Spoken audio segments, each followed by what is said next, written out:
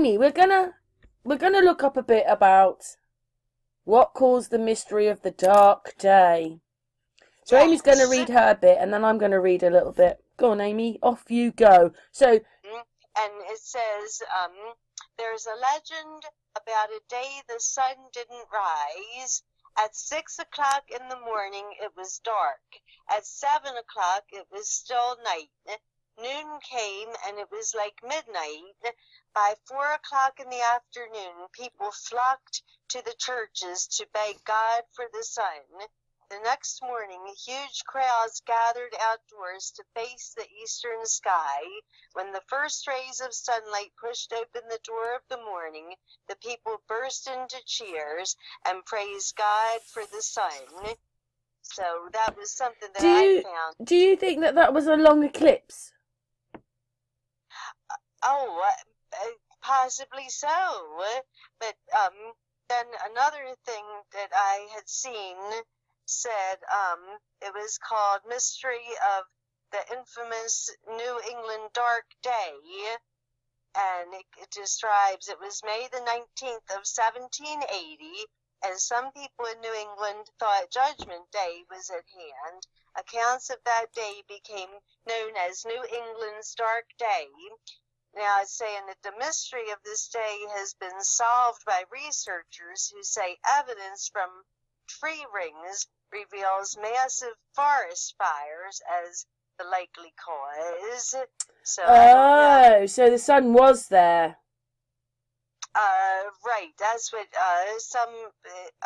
but then somebody said that it was the theory was simple and absurd.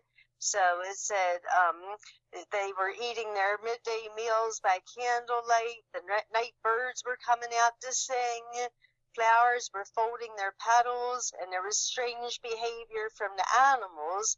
And it says the mystery of this day has been solved by researchers of the University of Missouri who say evidence from tree rings reveals massive wildflowers as the likely cause. One of seven theories proposed after the event, but dismissed as simple and absurd. So in other words, they're trying to say it was wildfires and they just couldn't see it, but that's probably not what it was. Well, my one says 3 centuries ago in parts of North America, a strange event turned the morning to night.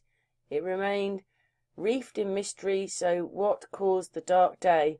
Halfway through the morning, the sky turns yellowish, animals run for cover, and darkness descends, causing people to light candles and start to pray. By lunchtime, night has fallen, and it's the end of the world.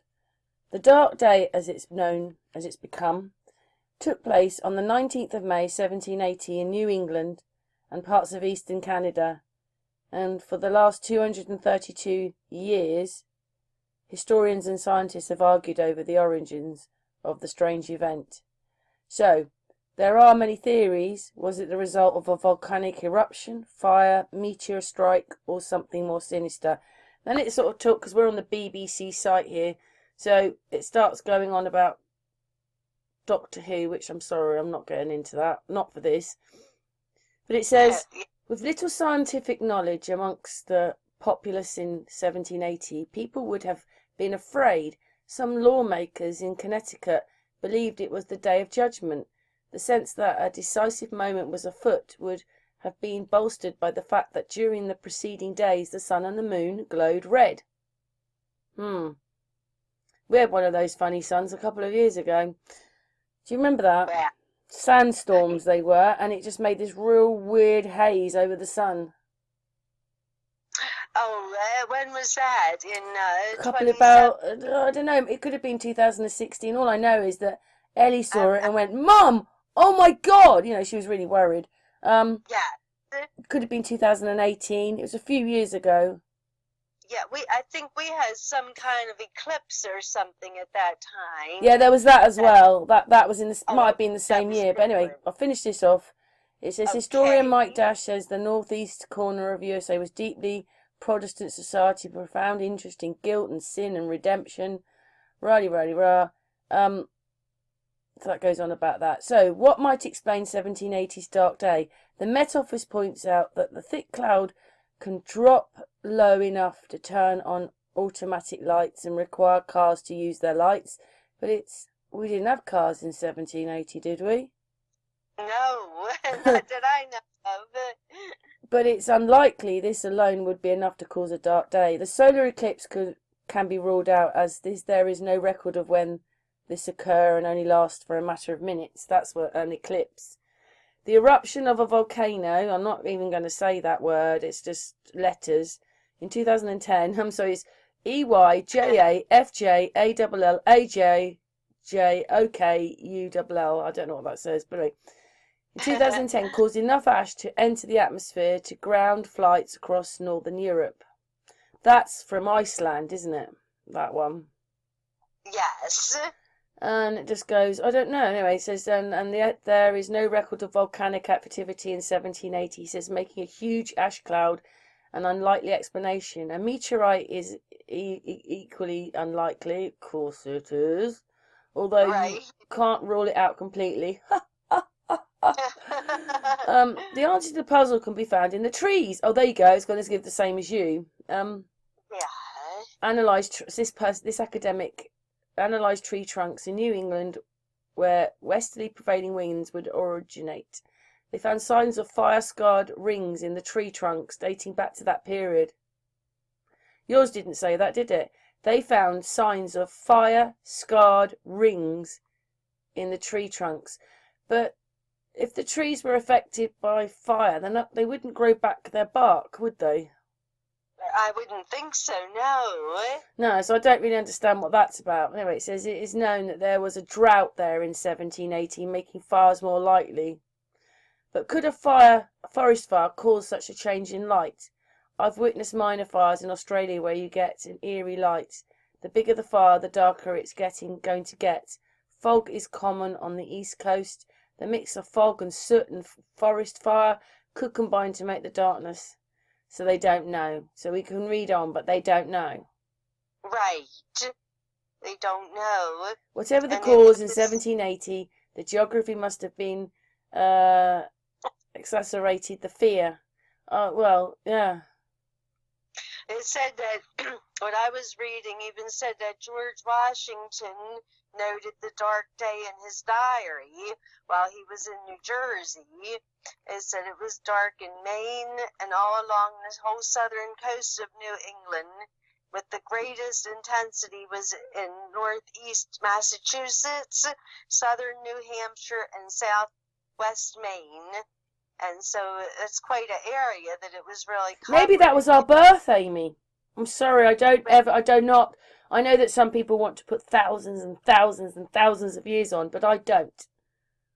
We can't substantiate anything that we can't go and see, or there are well, we don't even know if the pictures are real, but we need much more evidence now, so we can't even go back that far, because, well, I don't know, somewhere then they had to have built the Tartaria buildings with people who were far more advanced than they're telling us they were. That's right. I mean, you heard Gary's story, didn't you?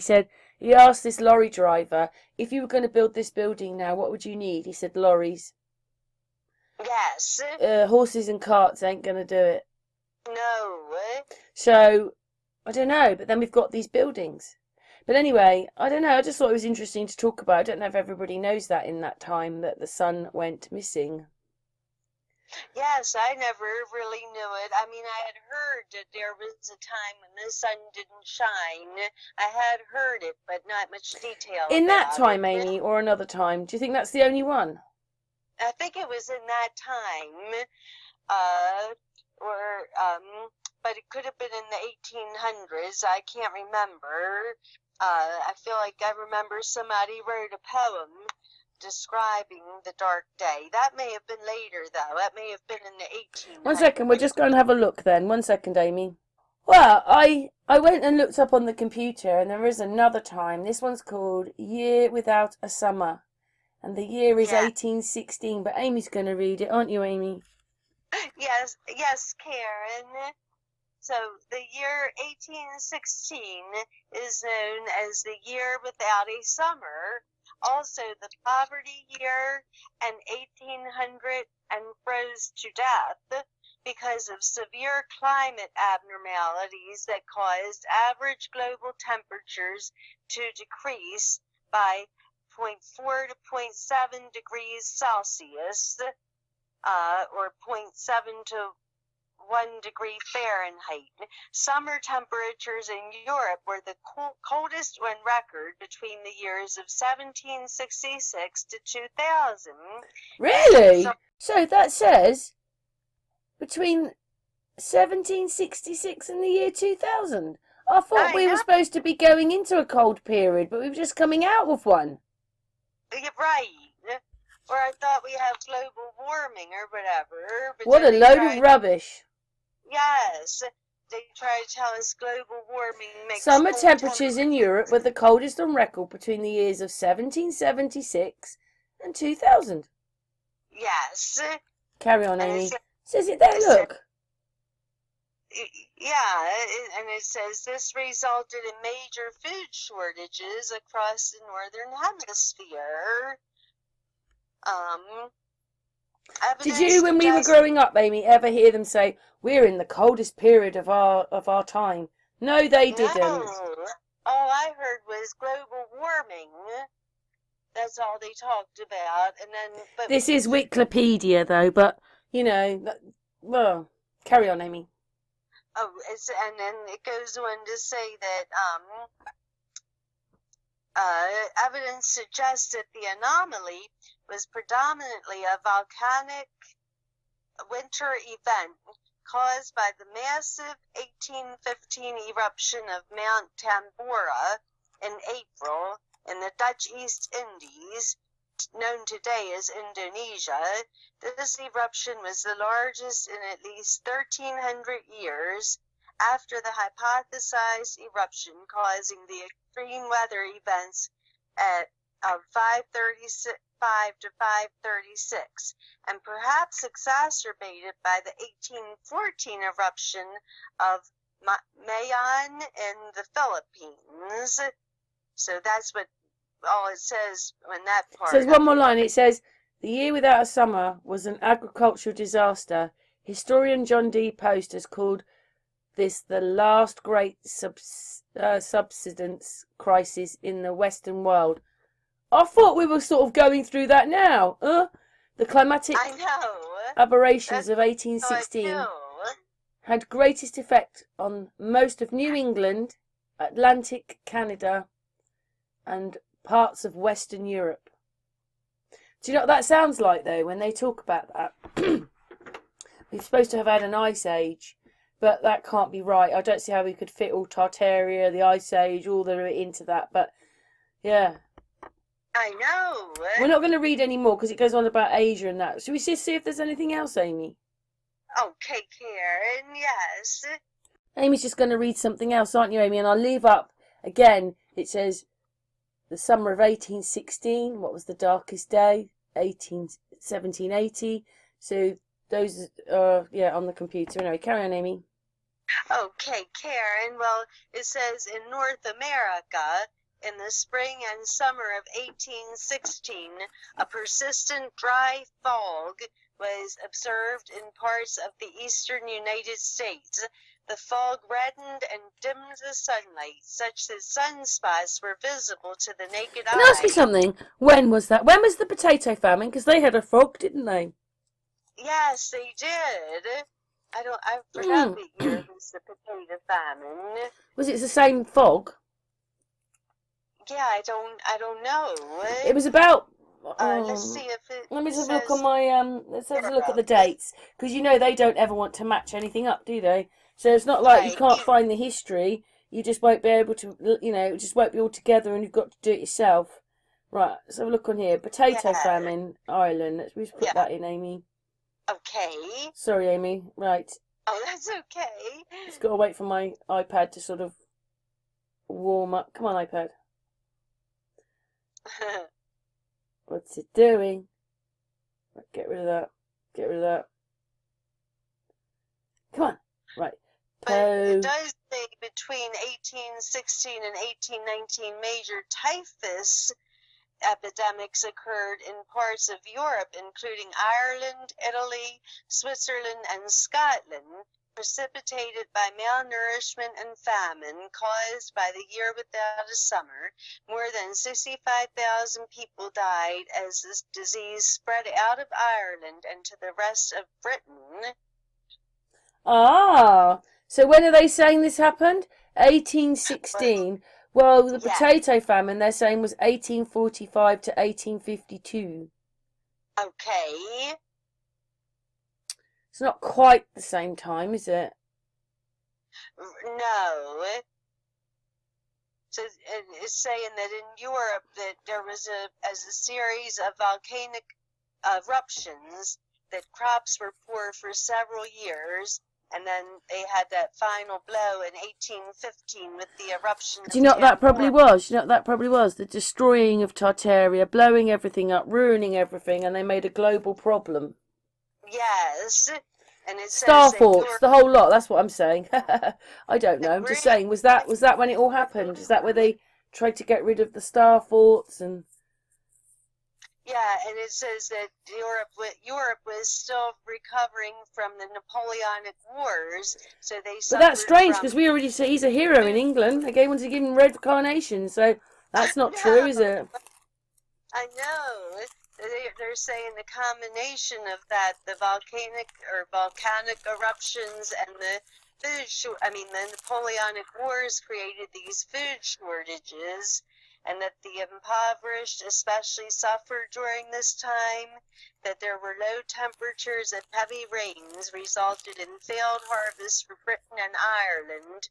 Families it's a bit annoying we can't go and look it up better, isn't it? Because we can't, because there's not going to be... You can't find it back to that far. Right. Only what they tell you. Only what they tell you. And the families in Wales had to travel long distances begging for food. Famine was prevalent in North and Southwest Ireland following the failure of wheat, oat, and potato harvest. Is this why everybody exited out of Ireland to go to America then? Maybe so. And they said it was terrible in Germany. In Germany, the crisis was severe. Food prices rose sharply throughout Europe, and with the cause of the problems unknown, hungry people demonstrated in front of grain markets and bakeries. Do you know what it says? It says here, Amy, sorry, the so-called year without a summer, 1816, belongs to a 3-year period of severe climate deterioration of global scope caused by the eruption of Mount Tamboya in Indonesia in April 1815. So that one is on the computer below the rest. That one says it's to do with 3 years of a volcano going. Yes. What do you reckon, Amy? I don't know. It sounds crazy to me about a volcano. I do think I remember because what it is I was watching one the other day and it was definitely in the 1800s. A volcano erupted and it sent a tsunami over. So that's why I was telling you that volcanoes can cause Yes. Oh, let's just read this. It says, "What does the Bible say about the sun turning red? The sun shall be turned into darkness and the moon into blood before the great and terrible day of the Lord. The sun shall," and it gives Joel 2.31. The sun shall be turned into darkness and the moon into blood before the great and notable day of the Lord. But nobody noticed it and said it was anything to do with that. So after all, yes, I guess those people in New England that were afraid back in 17. I forget the year already. Do you know what it says here, Amy? What volcano caused the Ice Age? What? Volcano caused the Ice Age? We show that the large 1257 Samalas, 1452 QOE, and 1600, whatever that word is there, volcanic eruptions were the main causes of the the glacial associated with the Little Ice Age. 12, 14, and 1600s. Wow. Never heard that before, have you, Amy? Never, no. I have not heard that. Why did the year without a summer happen? Let's go back to that one. The April 15 Mount Tombra exploded in a powerful eruption and killed tens of thousands of people on the Indonesian island of whatever that is, Boa. The following year became known as the year without a summer. Then unusually cold, wet conditions swept across Europe and North America. But I suppose if it did cause a cloud, then the sun wouldn't have got through, would it? Right. That makes sense. What caused the little ice age 400 years ago? Amy, when have you ever heard them say that? Never. I've never heard this. I've only heard of the ice age that they tell us about that happened all When we were that cave people. time ago. Ooh, ooh, ooh. Yes. I'd have dragged you by your hair, Amy. Right. No, Well, there you never. go. There's an effect that tells you there was caused by a cooling effect of massive volcanic eruptions. And it said just before 1300 lowered Arctic temperatures enough for ice sheets to expand. When have you ever heard of the little ice age? I don't remember Maria Wheatley telling me about that. She'll probably say, oh yes now, but I've never heard anybody talk about that before. Me neither. Okay, well, we've been going 21 minutes on this. We still didn't really find that much, did we, Amy? No, but we found a lot about of this ice age and everything. We found more And stuff now. there's even more stuff, and just how hungry the people were But because maybe that wasn't the right age, was it? That was the 1300s. maybe so. I don't know. And, it's just saying that in July and August that the lake and river ice was observed as far south as northwestern Pennsylvania, and they had frost in Virginia. But they're saying something different now. It said what happened in 1816 in the US. You just said that was in Canada. It says 1816 was known as the year without a summer in North America and elsewhere, with widespread unseasonable weather and crop failures. The Second Bank of the United States obtained its charter. E. Remington and Sons, the Farman and later typewriter manufacturing company, is founded in, I don't know what that's got to do with it, but anyway, search what happened in 1816. We've done that one. How accurate? Right. What war was there in 1816? The United States fought two. So America's falling to pieces. So those other parts as well. And at the same time, they're having a war with Tripoli, 1801 to 1805, and then Algiers, 1815 to 1816. Well, we also had the War of 1812 somewhere in there. That was against the English. I'm changing my mind. Do you know what it says? The Algiers War is Barbary War with the Barbary ships. Remember, they were taking everybody. Oh, that's right. Yes. Well, I'm just a bit more confused now. I know. We're going to stop there, Amy, because we've just found a bit more information. Maybe it'll make people go and hunt some out. Maybe people have got more answers for us. They may have. All right, thank you, Amy. Oh, you're welcome. We're not finished yet, Amy. We've got a bit more to do yet, but we're finished this bit. Yes. It seems to me, when we're looking at this history, that there's masses going on. There's all these eruptions. There's days without light. There's just so many things going on that we've come from this really turbulent time. As if, like we look at it now and they'll say, oh, that volcano's been extinct for goodness how many years and all that crap. But it seems to me that we were living in unsure times here. Amy's going to read a little bit more because we found a little bit more, but there was great floods in the 1830s, because I was trying to look up mud flooding, but I didn't really get that far, so I got onto the Great Wall of China, which we're going to talk about in a minute. But the great floods of 1829, it says, but this was in Scotland.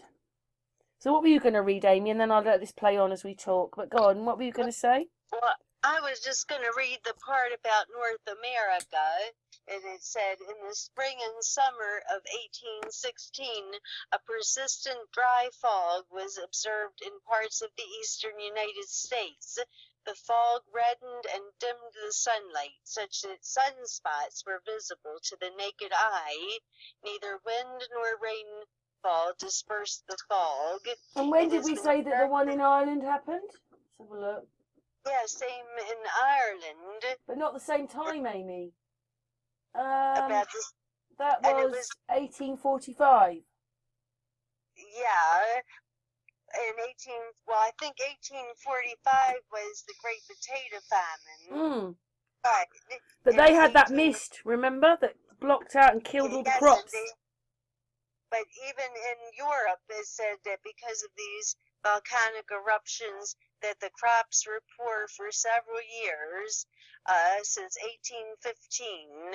Well, I said that the crops had been poor for several years, and the final blow came in 1815 with the eruption of Tambora, and it said that Europe was still recuperating from the Napoleonic Wars, and they suffered from food shortages, and that it was really bad in Britain and Ireland and Wales, Germany, that there was famine with the... Maybe they've lied about the dates and they're all part of the same thing. Yes, exactly. Right, I'm just going to put this video on because we're going to listen to this guy talk just for a minute, because even though it's his video, what he says I just think is very prevalent. But anyway, this is a book I found, but it didn't lead me where I wanted because it just led me to the book on the first couple of pages. But this is in Scotland, where they got masses of flooding. So, you know, I was wanting to look up mud flood to start with, but it's led me to The Day Without the Sun and the Great China Wall, which we're going to go on to in just a minute. But these are the copies, and each, obviously, chapter of the book was talking about a different place in Scotland. This was Scotland that was flooded really badly. I didn't find it over England, although the Thames flooded, and then they had really bad ice one year. But it flooded a lot in Scotland. Well, yes. So that was some of the book, but we didn't get the book. We only got the chapters of the book. Yes. But you don't hear them going on about, oh, well, when we got really flooded in the 1800s, Scotland, do you? You don't hear them talking about it. Oh, I know. That's right. And they obviously lost land and things. I know that was the end of the page there. It didn't go any further, and I thought, oh. I know. Shall we listen to what this guy said? Yes. Okay, me and Amy are going to listen. Oh, there's a bit more about flooding there. Another that was Scottish Highlands. See, Scottish Highlands there. We're going to listen to what he says. So we're just going to play the video. Yes. The color-coded map you see on the screen, which dates back to 1652, it's based on the Gregorian calendar, and Tartaria was Asia, including also India and China, and also shows Tartaria controlling all of North America, even Central America. There's a growing consensus that the Great Wall of China was not built by the Chinese, but built by Tartaria, and is much newer in construction, based on the maps predating the 1600s. The Great Wall of China has fortifications and gates facing north towards Tartaria and not south towards China, which means that the Tartarians built this wall to protect themselves against certain invasions from the south. Marco Polo, the famous explorer, never once mentioned the wall during his trips, and he's likely that this wall was built when Tartaria was in decline to help keep the people out who were invading at some point from the south. Well, that makes sense about Texana, doesn't it then, with all the names changing across America? That was in about the same time, because we did that video. That's right. We only did that video last week or the week before where all the names were changing. So basically, the treaties had happened. I know it wasn't over America exactly, but at the same time as those treaties, and Russia's selling Alaska back to Americans, and these treaties, and obviously Russia's not part of Tartaria or over in North America anymore. All the names change. America. That's right. Do you get that, Amy? I do, Karen. It's about that. It's about the same time zone, isn't it? It is. Yes, and we have all these names have been changed, like you said, with the Texana. Yeah, that's just one of them, isn't it? Yes. Of course, for that one, they built another town up the road called Edna. That's right, they did. Anyway, we're moving on with the video now, Amy. Okay, Karen. Well, that's very interesting, isn't it, Amy? Basically, Yes, we've gone over to the Great Wall of China now, which we're going to look a little bit more into, so I just put the video on. So, basically, he's saying, and James said it, that the doors are facing the wrong way. They're not facing towards China, they're facing the other way, which means the wall was made to... Oh, I just want to say, by the way, this is called Grand Tartaria, but it was like Le Grand Continent, the big, that's the big continent. Yes. But anyway, the wall was built to keep out China. So how come China is so much bigger today and beyond that wall? The only thing I came across was this treaty, which we'll get to in a minute, Amy. But that's the only thing I got to, was this treaty in, we'll get to it there. Anyway, it's a few more pictures of maps there showing where the Great Wall of China is, and that's where China ended. Wow. And China was like a quarter of the size then than it is today. Anyway, there's the big wall of the Great Wall of China, which was to shut them out. But I just find it very strange.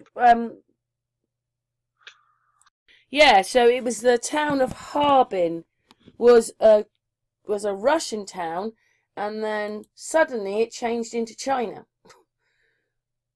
Yes. Oh, first of all, there was an opium war where they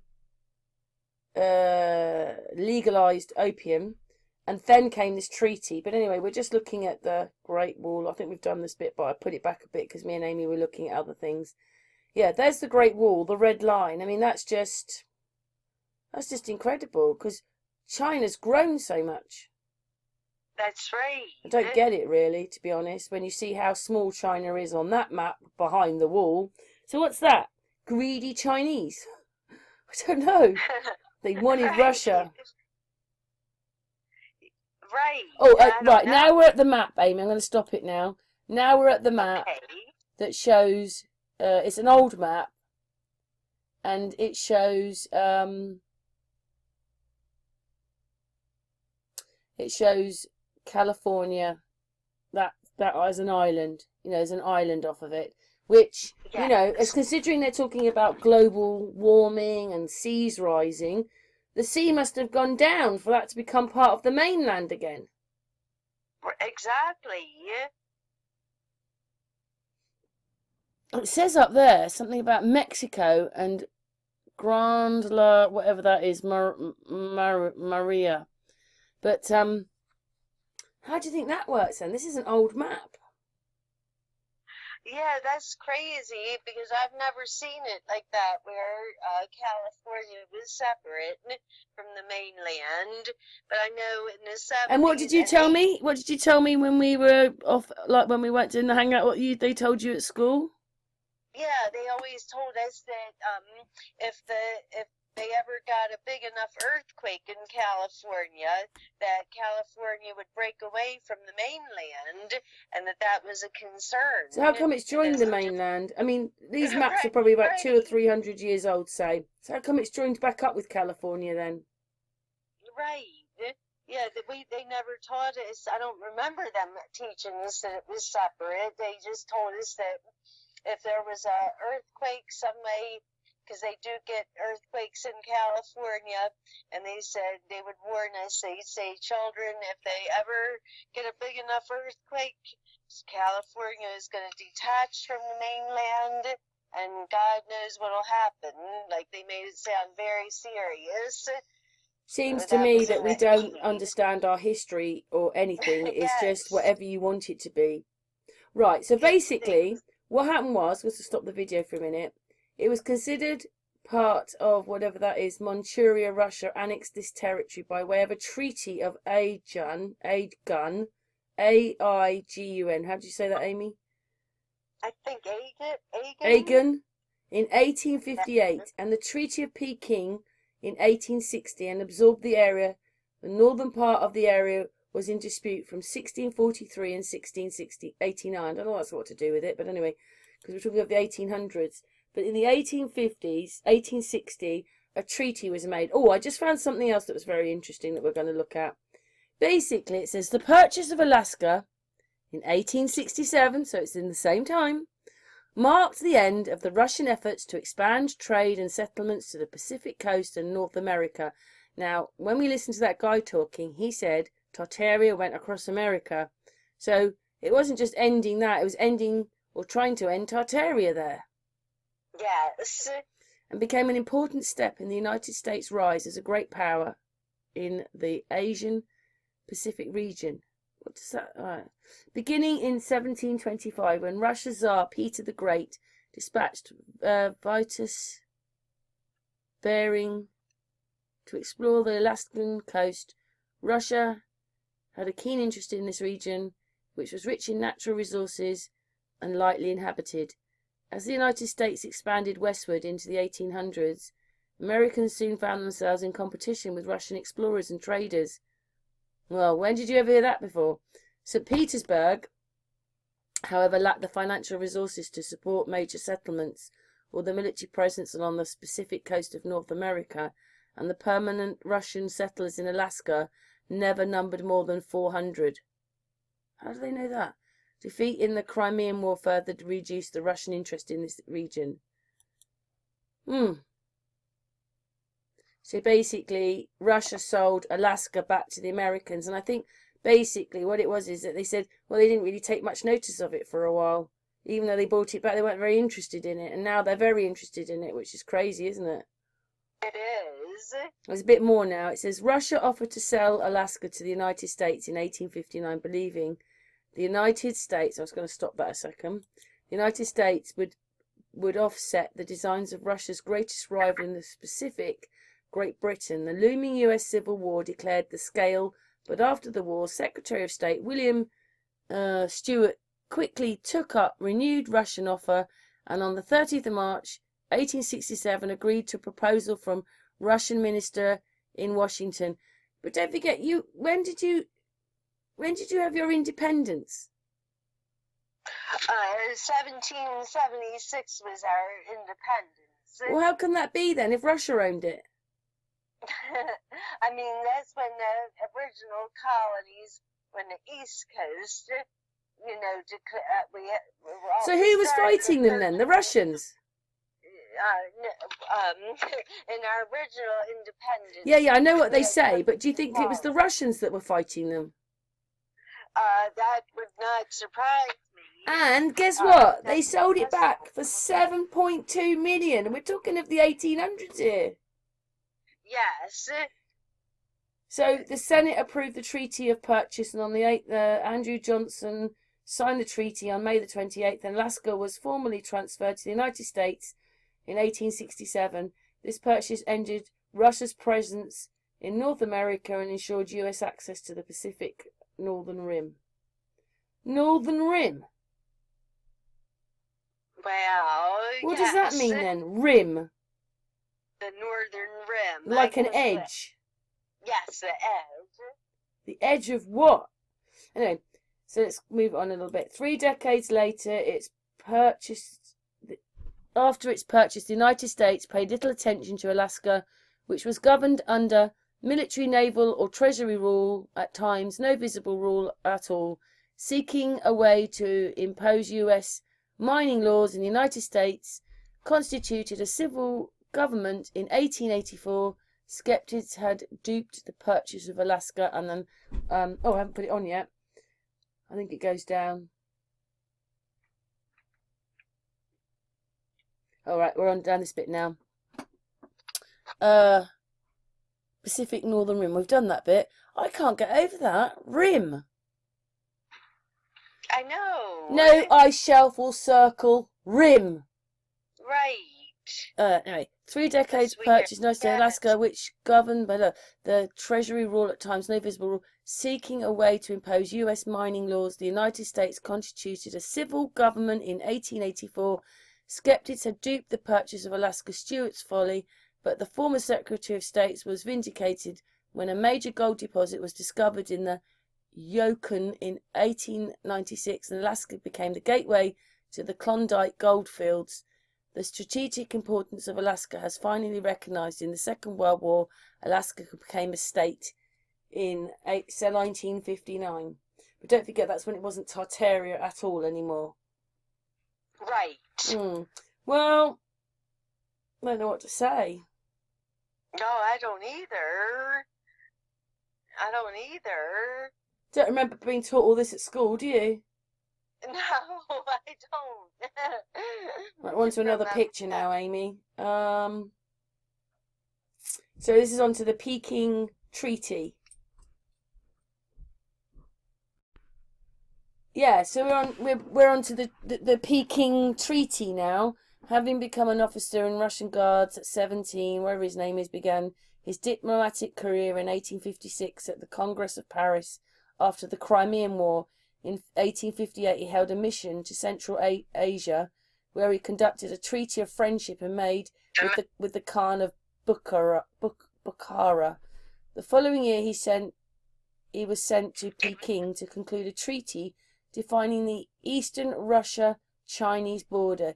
His negotiations were at first successful, but taking advantage of the Anglo-French siege of Peking in 1860, he convinced the Chinese that Russia was a friendly power and succeeded in negotiating the Treaty of Peking in 1860. In that treaty, China recognized Russia as a master of the lands on the left bank of the Amur River, as well as those between the Eurasia River and the Pacific Ocean, thereby allowing Russia to construct the city of whatever that is, Valdi, whatever that is. There's loads of V's in it and things, and it became a major power in the northern Pacific region. Hang on, I was going to move it on a little bit. After returning from China, he became the Ministry of Foreign Affairs, Asian Department, rah-de-rah. Yeah, I wanted to find out about this treaty. So, it talks about the Ottoman Empire here. It says, after returning with the Ottoman Empire as well as with the Far East. So the Ottoman Empire was going there. I suppose that didn't finish till the 1920s, did it? I think so, right. In 1867, he was appointed the ambassador of Constantinople, now Istanbul. Influenced greatly. See, we know that they changed that name, and that's what they've done. They must have changed all the names in the world, because we had so many names, which I brought up. Mercia, for one. Yes.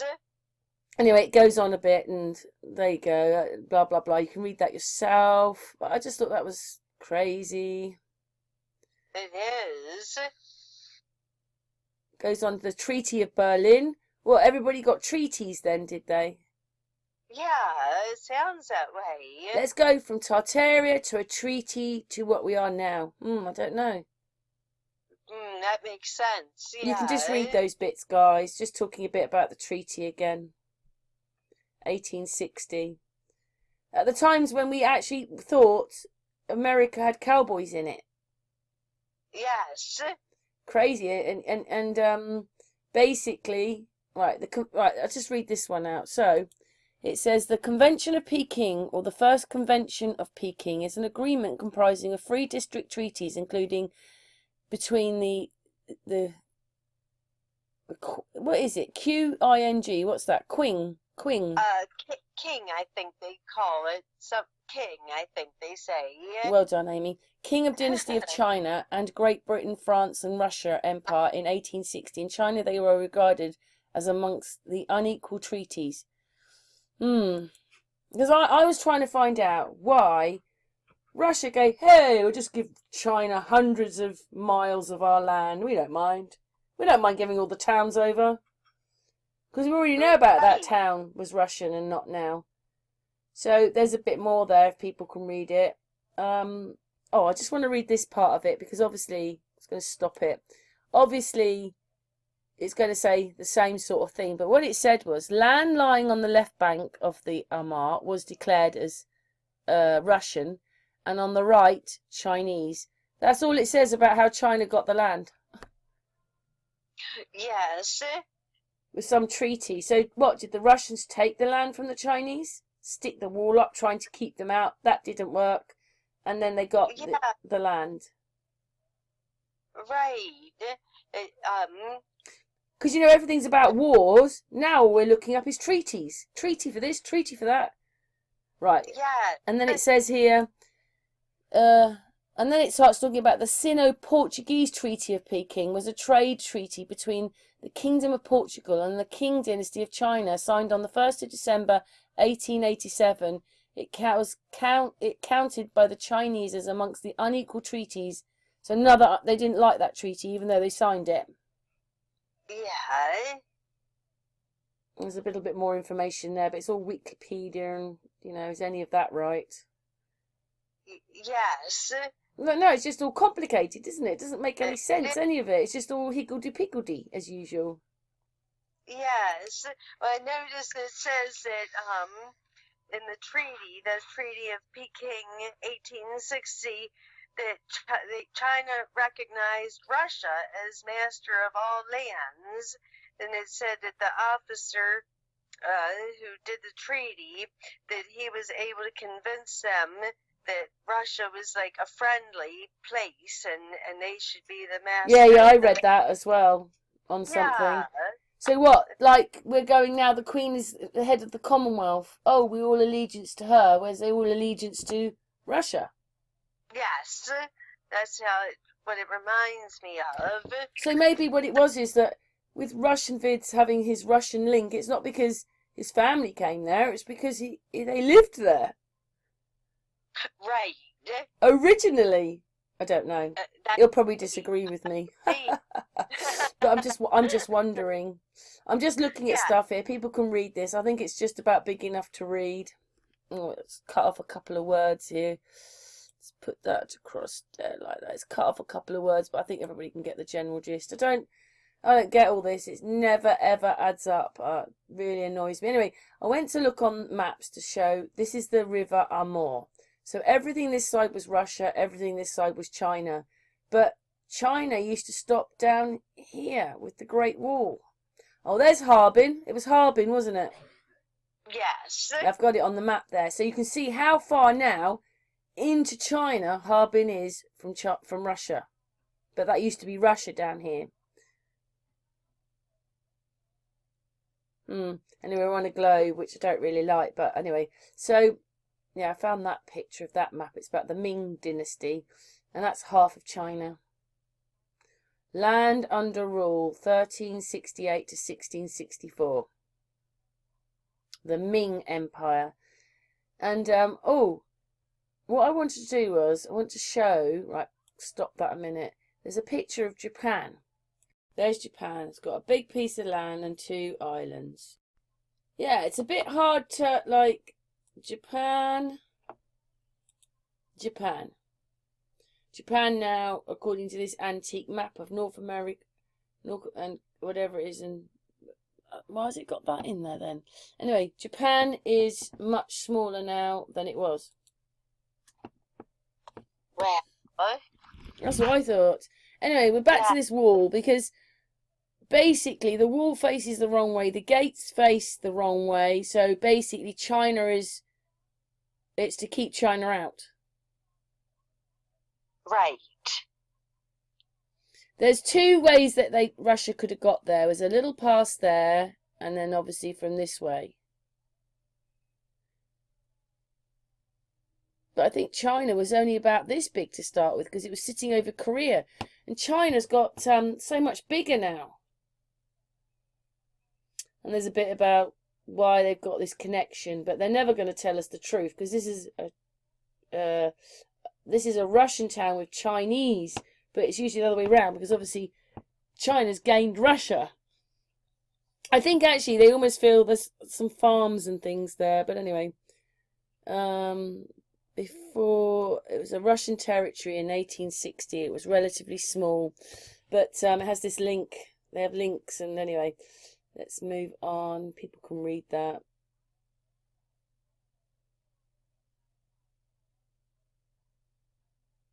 What does that say? Claim. Yeah, people can read that. I'll let them read it.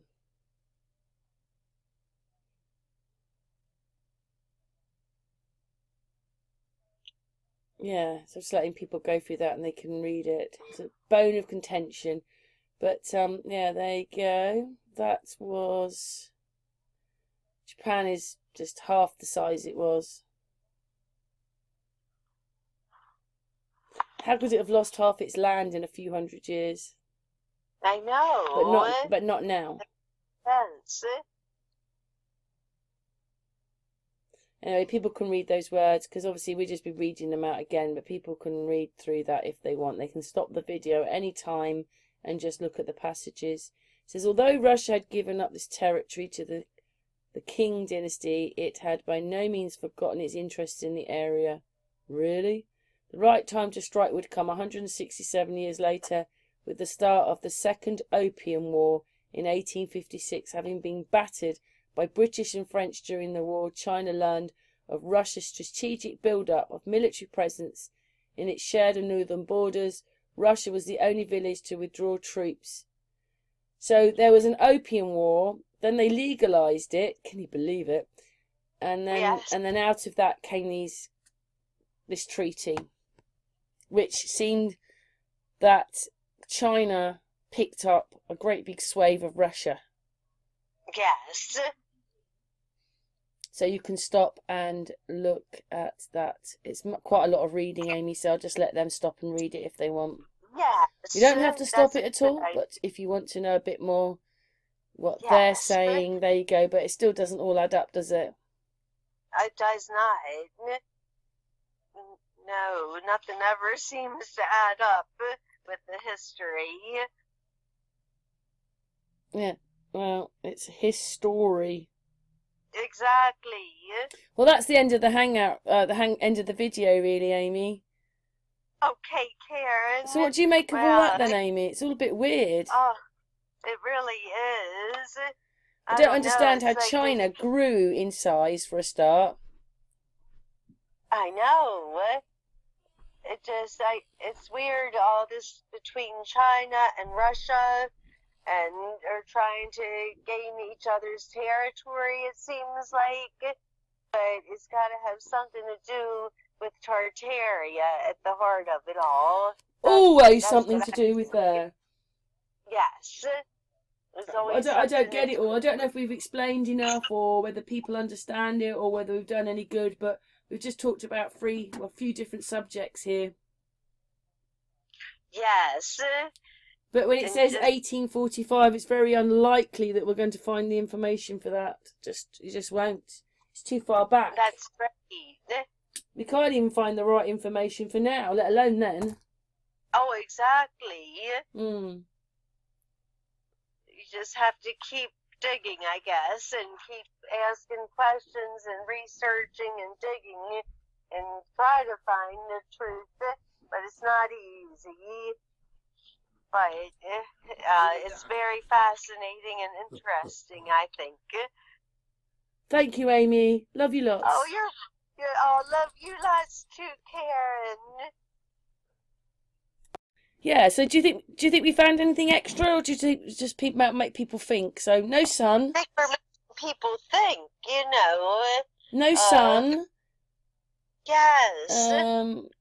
Just that bit with Alaska, 7 point whatever million. I found that before, and we did that before in another video when Russia was selling Alaska back to the Americans.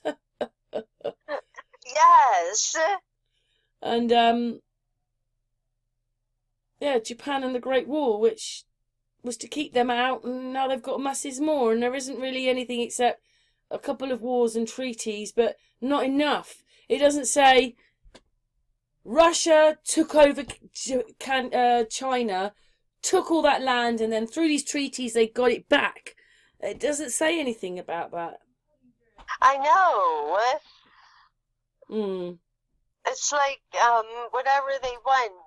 It's like they want something so bad, so they just make a treaty to get the people to go along with it. But they didn't want to really sign it, the Chinese. They didn't like it. They signed it twice. They did 2 treaties, and they signed them both, and they didn't like them. And then they got more. I know. What did China have that the rest didn't have? Yeah, I know. Anyway, hopefully it's made people think. Anyway, Amy. Yeah. Yes. Thank you, my darling. You're welcome, my darling.